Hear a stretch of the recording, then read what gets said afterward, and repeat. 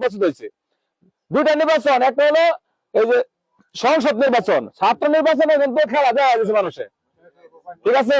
কোন কিন্তু হাঙ্কি ভাঙ্গে চলছে কি বিয়া বাবা। আমারে কয়েকদিন আগে এক লোক প্রশ্ন করছে, তুমি দাড়ি ফালারে ভোট দিবা কি লিখা? আমি বলছি দাড়ি ফালাতে ভোট দেব না, আমি তুমি কি বিয়ারে ভোট, কি বিয়া ব্যক্তি হিসেবে বালা, সে ব্যক্তি হিসেবে ভালো, তার ভিতরে মানে স্পিড, তার ভিতরে সততা আমি কোন এই প্রার্থীর ভিতরে দেখি নাই। যদি অন্য প্রার্থীর ভিতরে থাকতো তাহলে আমি বিবেচনা করে দেখতাম, তাহলে আমি তারা ভোট দিতাম। আমি ভোট দিব তারে, সে ব্যক্তি হিসেবে অনেক ভালো, তার ভিতরে ইমান স্পিড আছে। তিনি জনগণের কাছে নকলা নালিতে পারে নেতা হইতে চায় না, কিন্তু সে বলছে কি যে আমারে যদি নকলা নালিতে পারে মানুষে ভোট দেয় সংসদে পাঠায়, তাহলে সংসদ থেকে আসে জনগণ সেবক হবে, সেবা করার সুযোগ চাইছে।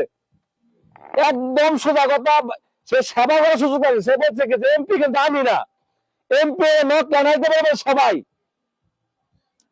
কোন প্রয়োজন পড়লে তার কাছে যাইতে হবে না, সে আপনাদের কাছে আসবে। তাহলে এরকম সেবক আমার দরকার আছে না? হ্যাঁ, একটা ভোট দিয়ে যদি আমরা এরকম সেবক পাই তাহলে তো ভোট দেওয়া প্রয়োজন। এরকম জায়গায় আমরা ভোট দিতাম না যে 12 তারিখে একদিন ভয় পেলাম, অমুকে এটা গেলো অমুকে এটা গেলো, ভয় পেলাম আর 5 বছর বিলাই মতো চললাম।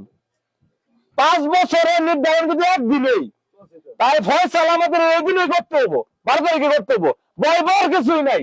কেন্দ্রে আমরা আছি, কোনো সমস্যা নাই, তারা কি দেখবো কথা বলছেন, কেন্দ্রে আমরা আছি, কোনো সমস্যা নাই। তো এবারে আপনাদের মধ্যে বক্তব্য রাখবেন নকলা খেলাফত মজলিস সেই নেতা আবুল কালাম আজাদ ভাই।